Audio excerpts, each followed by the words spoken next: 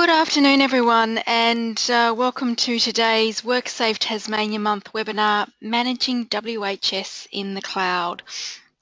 I'm Stephanie from WorkSafe Tasmania and also the coordinator of WorkSafe Tasmania Month. I'll also be your moderator for this afternoon's webinar. Before we do get started though, I'd appreciate you taking a few moments to read the following information about information sessions delivered during WorkSafe Month.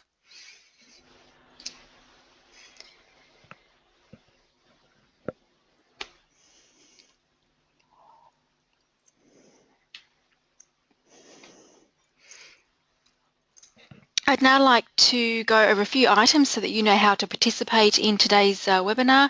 So we've taken a screenshot of the attendee interface. You should see something, that looks like this on your computer screen in the upper right corner. You're most likely listening in using your computer's speaker system by default. However, if you would prefer to join over the phone, just select telephone in the audio pane and the dial-in information will be displayed. You'll also have the opportunity to submit text questions to today's presenter by typing in your questions into the questions pane in the control panel on the right-hand side. We will collect your questions at any time during the presentation and address them at the end of today's presentation. We are also recording webinars during WorkSafe Month and will progressively make them available after WorkSafe Month on the WorkSafe Tasmania website. And lastly, before you do leave today's presentation, you will receive a survey on the webinar, so we do appreciate you taking a few moments to complete that survey. Provide us with your feedback about the presentation and also your webinar experience. So it is now my pleasure to introduce your presenter for this afternoon, Phil Bevan from Forestec WHS to present this afternoon's webinar, Managing WHS in the Cloud. Welcome, Phil. Thanks, Stephanie, and good afternoon, everyone. I'll just test this slide here, Stephanie, just to make sure. Yes, it looks like I've got a green light. Fantastic.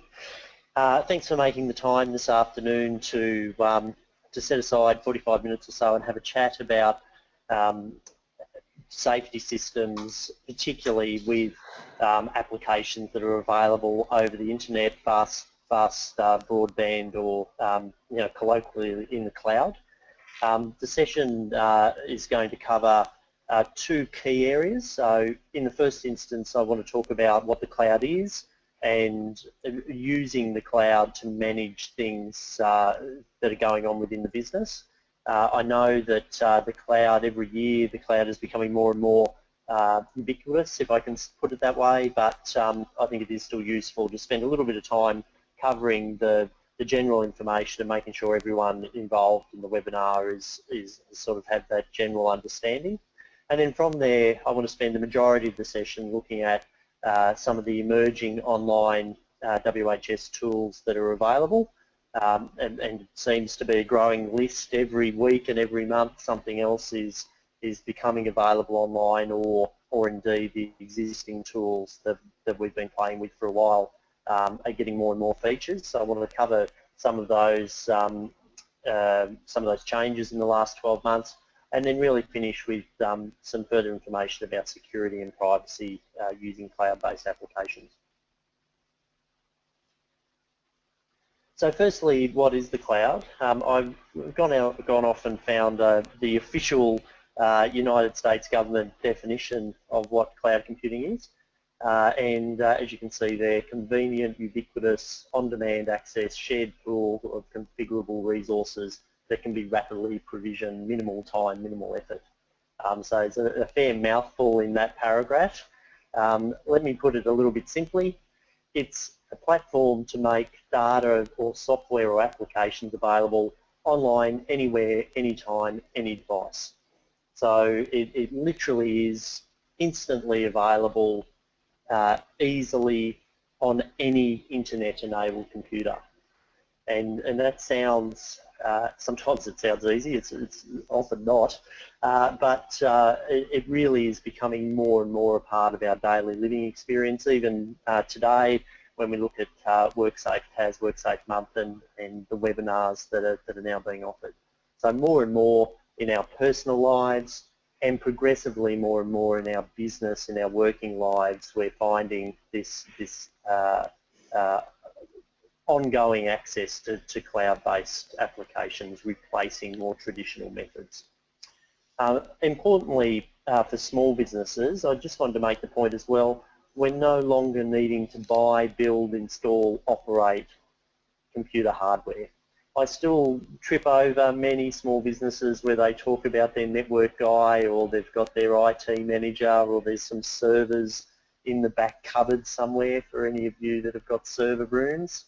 If that's ringing any bells, there's no longer a need to do that. If we were to wind back even 5 or 6 years ago, it would not be uncommon for me to walk into a business that had just spent $20, $30, $40, $50,000 on a new server framework for their business. That's no longer required of any business in the modern operating environment. Let me talk about some examples and sort of flesh this out a little bit more. So the cloud, what we do every day. Remember when we used to go to the bank and there'd be a sort of a building we'd walk into. I hear they've got concierges now. I haven't been into the bank for a while, but I understand there's still people in there, and they're you know, readily waiting for you to walk in to do something with you. But now, obviously, with the advent of internet banking on our computers and now even on our phones, at literally 2 finger presses, I can get the balance of my bank accounts at any point on my telephone, on my mobile phone. So internet banking has really taken over that traditional banking role. Similarly, traditional shopping versus online shopping. Online shopping this year in Australia is predicted to exceed $8 billion through the Christmas period. I just ordered some goods just before the session today as I was sitting here waiting for the webinar to start. Online shopping is taking over a large part of our shopping experience, again due to the convenience and the ability for things to just arrive at the door. I've had 3 deliveries this morning, believe it or not. Traditional filing versus cloud storage. So I'm not sure if any of you have bought a filing cabinet recently. I wouldn't want to be building filing cabinets or being a company that that provides those, because again, web-based storage is really taking over the majority of our filing needs and replacing paper, if it ever was paper to start with. And that reminds me then of traditional mail versus webmail. And I'll add a little bit there, email versus webmail. So I want to talk about, I suppose, all 3 of those terms. Back in the day, if you're a little bit older like I am, we were taught how to write letters at school, and you used to sit down, you'd write a letter to Santa, or you'd write a letter to parents, you'd send postcards, etc. Along came email, where all of a sudden we could do that process electronically, the replacement for the memo. For anyone who remembers those things, memos, where we used to stick them on the notice board and everyone had to read them before you started shift. It now goes out via email. And then we've got this further concept, which is webmail. So if we look at those 2 screens at the bottom there, the first one is a Microsoft Outlook screen. So originally with email, you might have had a program like Outlook on your computer, and or you might still do, and you might have emails coming into your particular computer with your particular settings. More and more organisations and individuals are using webmail. The second screenshot there is Google, and that's a similar thing. It's your email and it's got your settings in it, but it's available on the web and it can be accessed on any device. So rather than needing my laptop plugged in, charged, where I can open it up and log in and open Outlook and there's my mail, I can literally log into any phone, any internet-enabled device anywhere in the world and instantly access my mail. It sounds revolutionary. I was having this discussion with one of our building clients about 3 weeks ago because he'd gone interstate with his laptop and his laptop battery died and his business stopped because he had his his email on his Outlook on his laptop, and as soon as that laptop died, even though he went and immediately bought another one at Officeworks, he couldn't access his email quickly. So, so again, even on those simple examples, webmail really does provide that additional level of access and security and storage for your data. That brings me to some cloud myths. I've started talking about security already, so I just wanted to spend a little bit of time talking about some of the myths that are out there about the cloud. The first one, the cloud is not secure. I want to leave privacy aside for a little bit. Obviously, the privacy of information is a big part of the security of information. We want to keep our private information secure. But just in general terms, when we think about security, is it backed up? Is it protected from theft? Is it protected from fire? Is it protected from damage? By and large, cloud-based records, cloud-based services are much more secure than if you were to have a sheet of paper in a filing cabinet or a post-it note on the front of your computer or a file or your email, as per that last example, on a standalone laptop. Something goes wrong with your filing cabinet, building burns down, you have a break-in, battery dies, hard drive dies, your data's gone. The cloud, the larger cloud providers have huge security teams, have dedicated backup practices, have multiple cloud computer sites, so they're much more likely to be better protected than if your data or your information is being stored locally. Secondly, the cloud is less reliable. No system is up 100% of the time, so if you're with Telstra, you get the 99.9% guarantee that no system is 100% foolproof. Typically though, cloud services have a much higher redundancy, they have a much greater budget, much bigger teams, much better infrastructure to be able to maintain their services on an ongoing basis. Again, regularly with businesses, I was supporting a business that had been acquired in July this year. The acquisition occurred on the 1st of July, and on the 2nd of July their server system crashed. So I was literally on site with the new owner on the second day, trying to work out where is that server located and which server, where is the back room and where are the backup drives and what do you mean that drive's failed and who does our IT, all of those things that go on when something crashes. Very difficult locally, particularly in that situation when you've only been in the business a couple of days, much less likely to occur in a cloud-based environment. The cloud is cheaper is a common myth. Again, it is actually common. It is often cheaper, funnily enough. So it's not quite a myth. Having said that, it does depend on the situation. It does depend on the service you're looking for. So for some IT applications, the cloud might be more expensive, or for the particular service you're looking for, the cloud might be more expensive, but having said that, often if it's more expensive, it's because it provides a much greater level of service than what you might be expecting in a more traditional environment.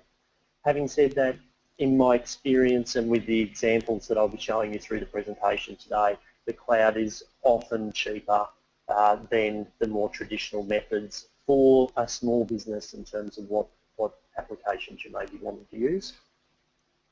One that people ask me all the time, the government can access my data. If it's in the cloud, the government can see it, the NSA and the CIA and all of our homeland watchers, or if you're into Quantico at the moment, Limitless. There seems to be a bevy of TV programs at the moment that are covering just how the government is reading my data the minute I type it into the computer. It is true that governments can access your information in any system. That includes a cloud system. That also includes a physical system, a traditional system.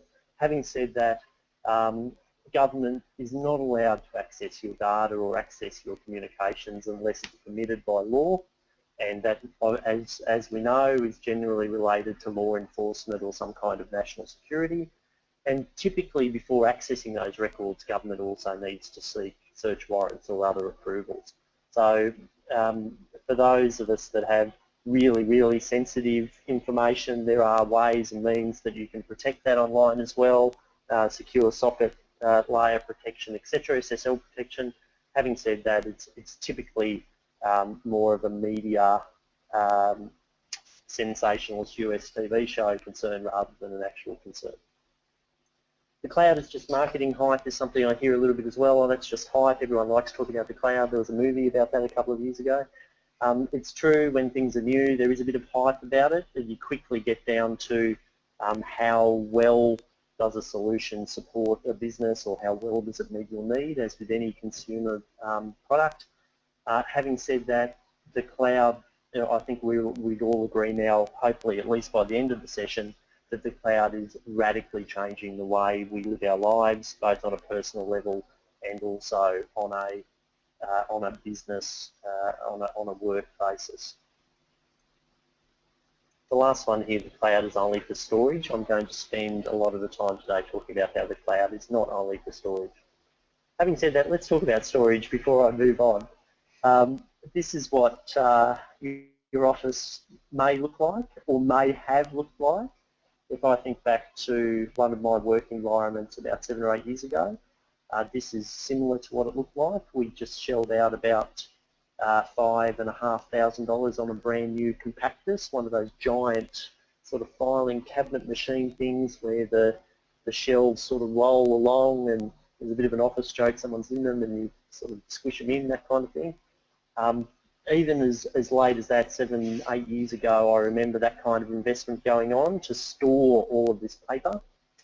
Having said that, we also had one of these things. We had a drive somewhere, a server drive or a local computer that was shared or cabled, or just simply a local machine, a single laptop or a single desktop where some of the company files were. And if they were shared, people could access them, people could delete them or lose them or move them to other places or rename them or write over them. Whereas now in a cloud environment, the picture that I'm showing you here is Google Drive, or we could be talking about OneDrive, or we could talk about iCloud or S-Cloud, or SkyDrive, or Dropbox, many of the various platforms. It's an online storage system. Multiple users can access them. If something changes, the old version is stored, the new version is stored. It's recorded who changed it and what was changed, and it's available anywhere, any device, any time. So quite a dramatic change over that 7 or 8 year period. And for those interested, that business still has that compactus. It's been trying to sell it, and for some reason it can't find anyone who wants it. It's moved very quickly. There's been a recent study, Google, Deloitte, around particularly small business. So I've been talking a lot about the cloud and how fantastic it is for particular applications.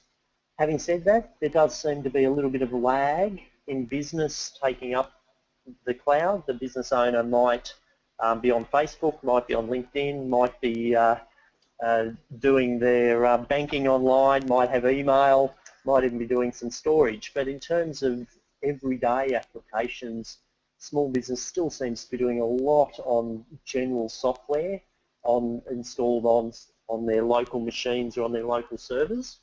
And the three biggest barriers when talking to small business about that is complexity, lack of time, or a perception that the cloud wouldn't create further value.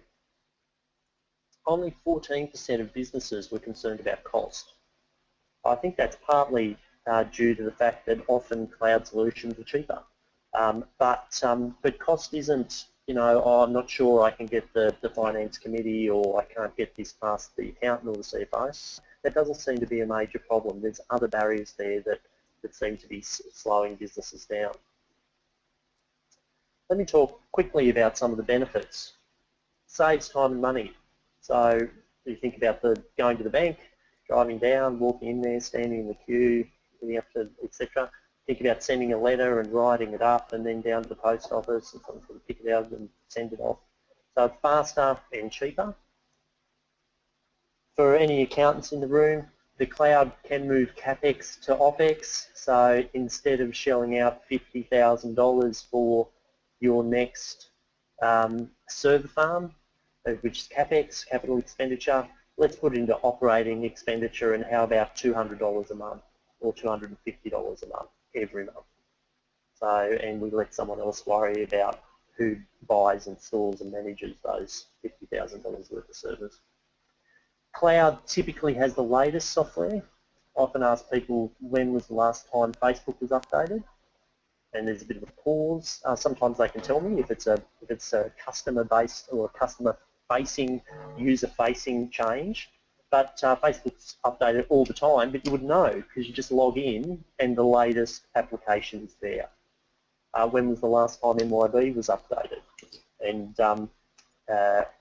those using cloud-based MYB Live will say the 1st of July. It's updated instantly on the new financial year.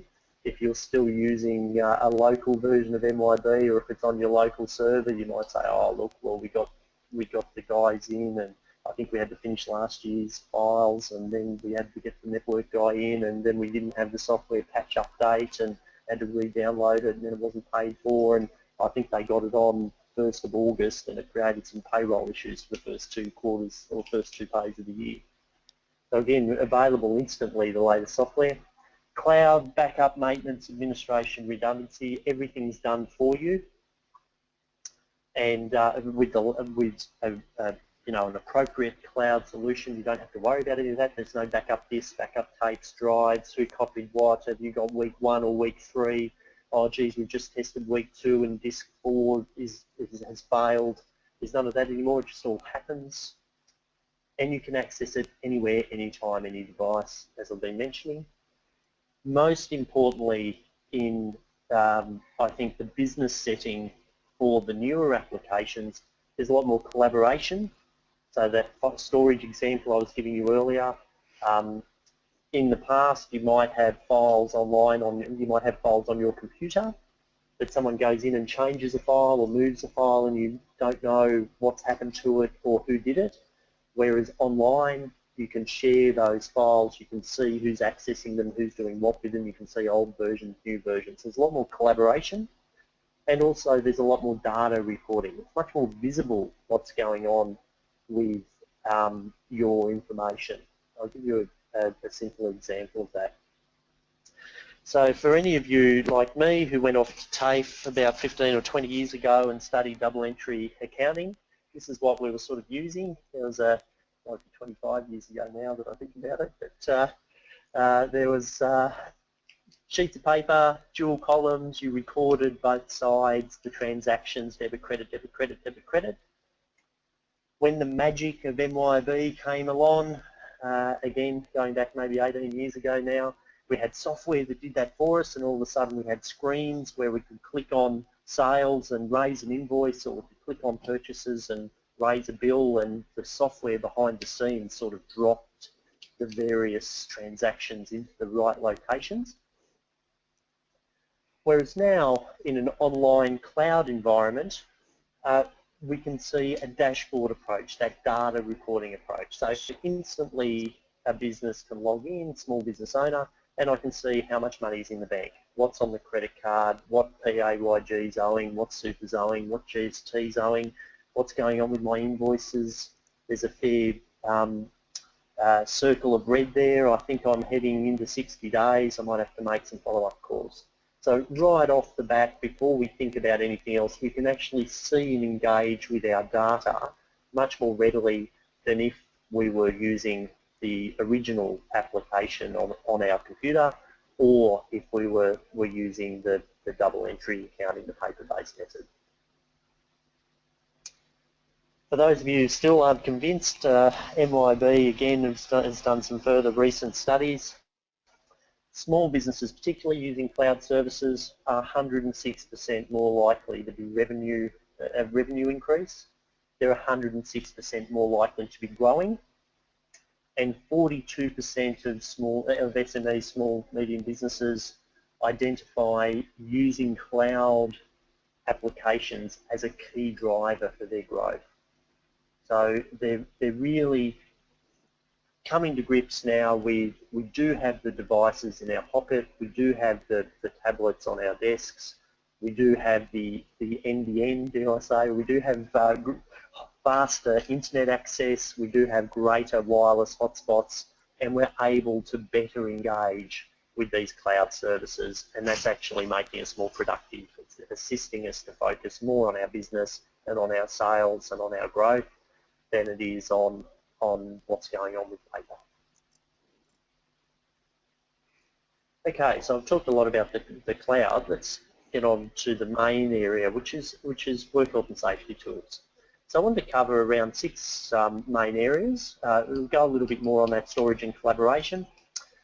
I want to talk about job and employee tracking audits and undertaking audits, storing audits, general information, some training solutions, and then the full management system, some of the various products that are out there.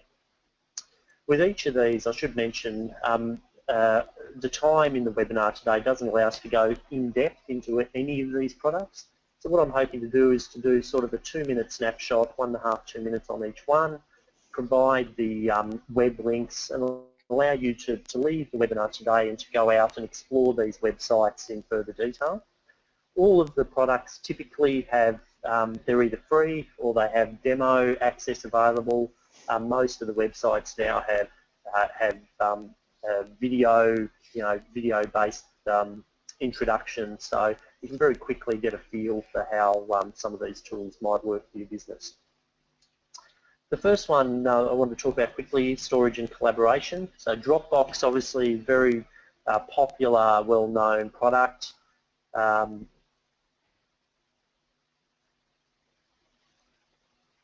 There we go, got the clicks going. So wherever you are, put stuff in your Dropbox and people can access it. So very much about that storage and sharing and collaboration. Again, free accounts through to paid accounts depending on how much space you need. But very popular building construction game, plans, sharing things back and forth between architects and builders. Easy, there's no emailing of large files, there's no flash drives back and forth anymore. Simply upload it to Dropbox and then share the link, and multiple people in multiple locations can download it and use it and change it and work with it. Second one, Basecamp, takes that concept a little bit further. So Basecamp is a project management application. So as well as uploading the various documentation that you might be using or working on, you can invite people into your team to look at that documentation, a whole variety of assets. It might be PDFs or Word files, might be videos, plans, whatever the case may be. And then as a project is undertaken, I appreciate that slide's very small, but as the project occurs, it captures what's going on. So it's got the project files, it's got the team members, you can see the team members' comments on particular project files, you can set tasks and track those tasks as they occur. So very much around that project management side. One that's getting a little bit of press at the moment, very similar, is a product called Slack, slack.com. This is the one that Malcolm Turnbull, our newly minted Prime Minister, has been encouraging our public service, our Commonwealth Public Service to use, or at least the ministers. Very similar to Basecamp, it's set up on a project basis. You allocate team members, you can upload files, so you can see their particular files that have been set up on a project. And then as people look or review those files, they can make comments, they can suggest comments to each other or to a full team. But more interestingly, it also integrates with other services. So if those documents are being stored in Dropbox or being stored in Google Drive, they can be linked and appear in Slack. If there's email campaigns occurring, if there's Twitter feeds going out and social media being managed, then those can also be fed into Slack. So Slack becomes the hub where all of the commentary going on in social media or within the business can come in on that project, and where the files can be linked off either within it or to the other systems that the business is using. The granddaddy of all of these seems to be Google Apps. So for those of you using Google, and particularly at the bottom, you might have heard of Gmail or Google Mail. There's a Google Calendar. There's a Google Plus, which is Google's version of Facebook, Google Drive. You've got the full suite of Office applications, so word processing, spreadsheets, presentations. So Google is offering all of these. All of them are available for free on a personal account.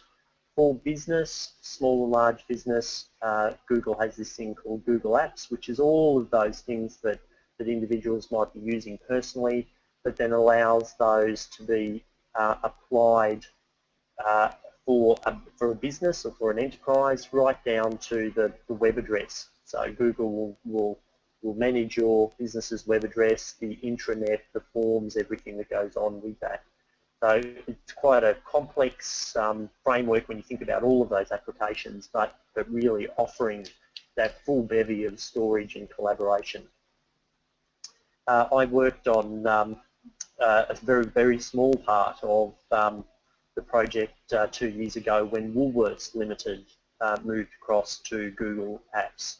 So as the second largest publicly listed company, 200,000 employees across the country, and completely managed in that collaboration and email system through Google Apps. So not just for small business, absolutely for large business as well.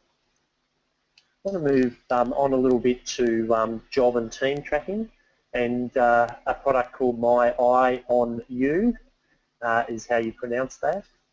It's a mobile application and designed to be either tracking equipment, vehicles, or tracking personnel. Some of the really handy examples I've seen implemented: the asset tracker. So if you're a business in the field that has lots of safety equipment or heavy machinery, that the asset tracker, battery operated, can help you keep an eye on where that equipment is, on-site or off-site at any given point. Another very topical one is the lone worker safety device. So I do have a client in the north of the state that has a night shift single person, and this lone worker safety device, very handy for keeping an eye on making sure that that team member is looked after. Again, one of the great features of the cloud-based applications is the visibility and the reporting of what's going on. So not only where is the piece of equipment right now, but actually tracking the use of the equipment over a week or month or a year period, looking at that productivity at locations and all the statistics that go along with that.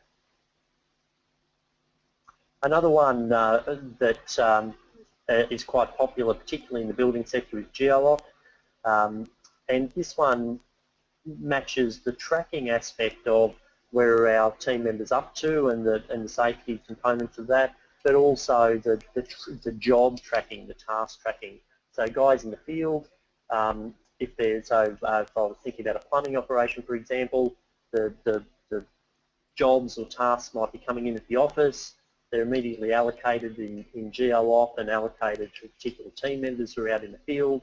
They can be receiving those jobs on the tablet, on the mobile, logging into the jobs as they arrive and logging out as they leave from that safety aspect, and also tracking equipment, parts, and tasks that occur as the job occurs.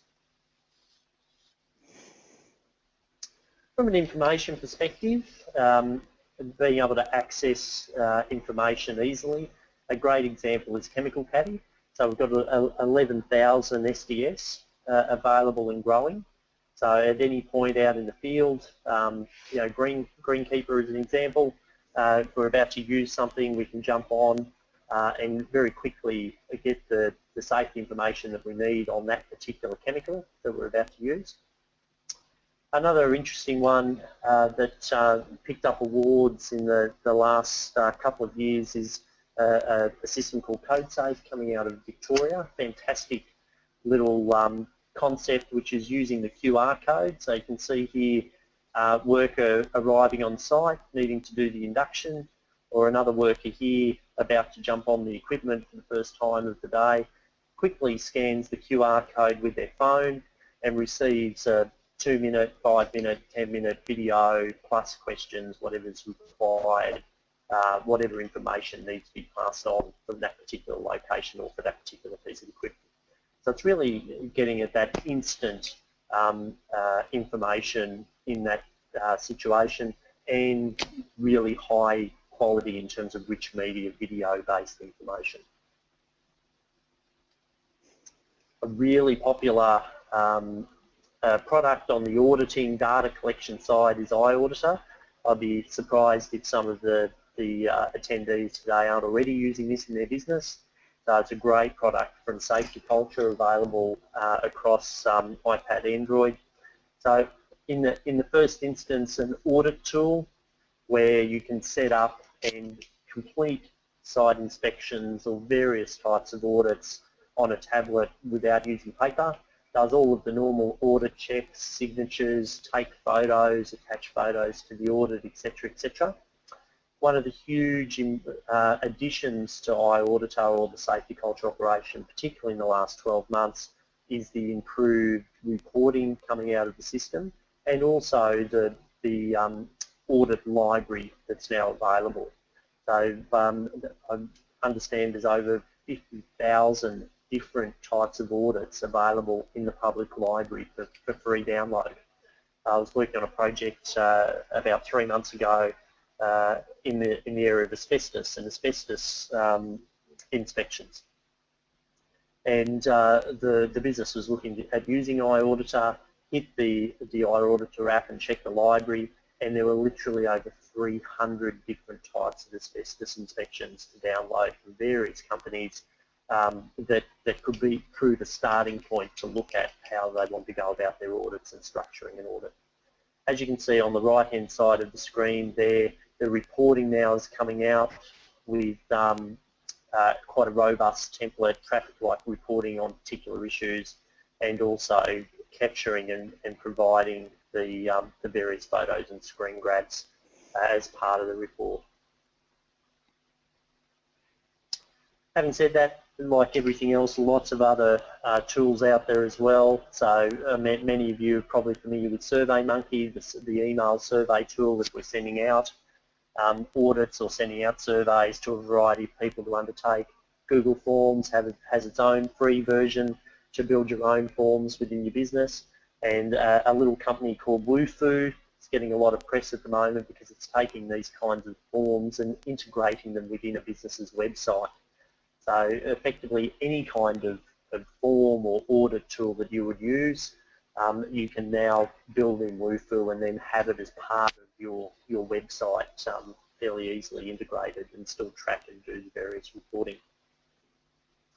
Moving on to the training side, a product that I'm seeing getting used a fair bit around the place is Finpar, finpar.com.au. This is a learning management system or an online learning system. The interesting part about this solution is that it comes with content. So the way that the Finpar business has been built is not only the platform, the learner management system, but it also works with a variety of publishers and has over 250 courses loaded within its system for immediate use. That includes a whole range of safety, everything from safety inductions right through on a whole range of safety topics. So it really does make it easy for small business who are thinking about online learning or blended learning for the first time, need to work out what kind of platform I need to use, and then how do we go about finding content, and do we have to build it or do we have to buy it. This particular solution brings both of those challenges together into a fairly easy, neat package, and then again keeps all of the tracking. You can see there the number of employees, who's logged in, who hasn't logged in, who's finished, who hasn't finished, who passed the the induction, who didn't. So again, provides that great data reporting and tracking process for your online courses. On the assessment side and competency assessment or capability assessments, a crew getting a lot of press at the moment out of Queensland is a company called Cloud Assess. So again, online, tablet-based or phone-based assessment solution. Very similar to iAuditor in some points, in that they're online forms that you can fill in, but specifically for undertaking competency assessments. I understand originally built in conjunction with Queensland Police and assisting with a lot of the paperwork that were being used in training around firearms and general security areas. I've seen it most recently implemented in a college in Victoria that was doing vehicle licensing, heavy rigid, etc. So again, a beautiful line from their website: eliminate printing, processing, collating, posting, scanning, filing, and destroying paperwork. The business is very much, if the paperwork never existed to start with, just thinking about the efficiency and productivity that solution can support. Moving on to overall management systems, seeing a few systems sort of springing up in the last couple of years that are really trying to give you that overall safety management solution for the business. A common one for small businesses and particularly for franchise networks is WorkSafety Interactive. So it's a cloud-based solution, as you can see here on the screen, covers a whole range of different areas, from safety documentation to various registers, contractor registers, training, first aid, allows inspections to be undertaken within the business, within the system. So really trying to give you that overall view of what's going on within a business. And again, this last example here of the dashboard really highlighting the visibility. I know with several of the franchise networks using this, they can log in and see across the various franchisee stores and who's done their inspections and who hasn't, and what issues have arisen and who's due for first aid. And it's quite, like many cloud-based solutions, quite powerful on that visibility and that data reporting side. Another one that's we've got fantastic press coming out of the WA region is MyLHS, so mylhs.com.au. This one has a really handy mobile, that's mobile phone or mobile device format as well. And again, very similar, is looking at that overall safety management aspect. Everything from your hazard identifications, your SWIMs or JSAs, right through to inspections, audits, tracking, contractor management, training management for the business. So there's hopefully a full bevy of various solutions, websites that you might go off and investigate further, from the very mundane storage and how do we share files and keep track of our safety records, right through to how might we undertake audits, how might we remove some of this paper so that we don't have to store it anymore, and how do we gather further information, how might we engage in better training, right through to that overall safety management solution. I just wanted to touch base quickly on security and privacy. There is always a concern. If you've got younger kids like I do, I'm always on about privacy with their Facebook and Instagrams and Snapchats and everything else that they're working out how to use on a daily basis, and what settings have they got on their tablet and what settings have they got on their phone. So we are concerned about sort of keeping things secure, particularly in a work-based context. With our records, just as important to make sure that we maintain the privacy and security of our employee, our work and our customer records.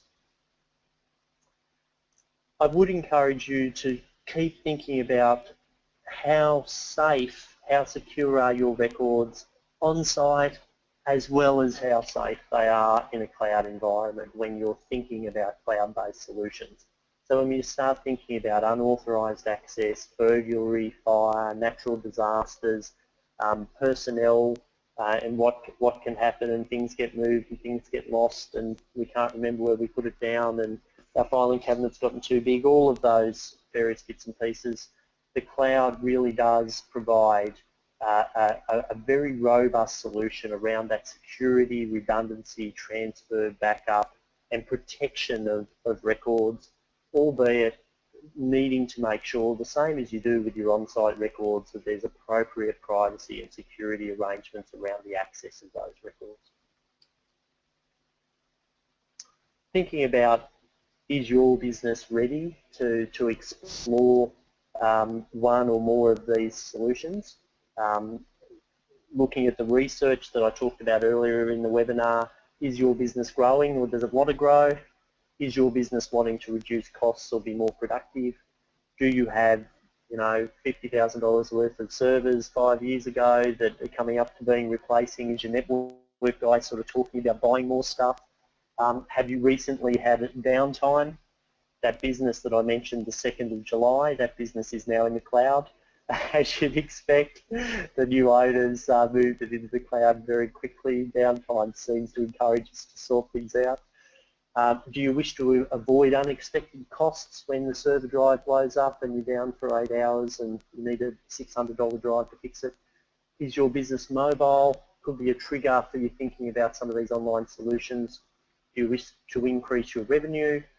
Do you wish to reduce the complexity, save time and add value? So coming back to what I was saying earlier, that Google Deloitte study where business, small business particularly, some of the barriers, they don't have time, it's too complex, you know, we're not sure if it'll add value to our business. I'm hoping that I've really attacked that today. These cloud solutions should actually reduce complexity in your business, should actually save you time once they're implemented, and should really add value to what you're wanting to do in any part of that safety component. When you are thinking about cloud services, you know, should we go with Dropbox, should we go with Google Drive, should we go with OneDrive, do we do Gmail or Outlook, those kinds of things? What are the services provided? Are they appropriate for your business? Can you scale them? You know, that compactness, you know, when will you need the next one? You know, how easy is it to scale these systems if we get more personnel? How quickly, if we get more data, how's it going to add up? What customer support level is offered? And again, we tend to do this well on site. Have we got a 4-hour response time? Have we got an 8-hour response time? Or it just never crashes? You know, so how are we going to manage those particular service levels we're after? What's the pricing structure? Particularly what happens if we go over our particular caps is a good one. Very similar to mobile phone data usage. You know you've got a certain allocation and then the fees really start to ramp up once you go beyond your set allocation. So you really want to understand any excess fees and charges.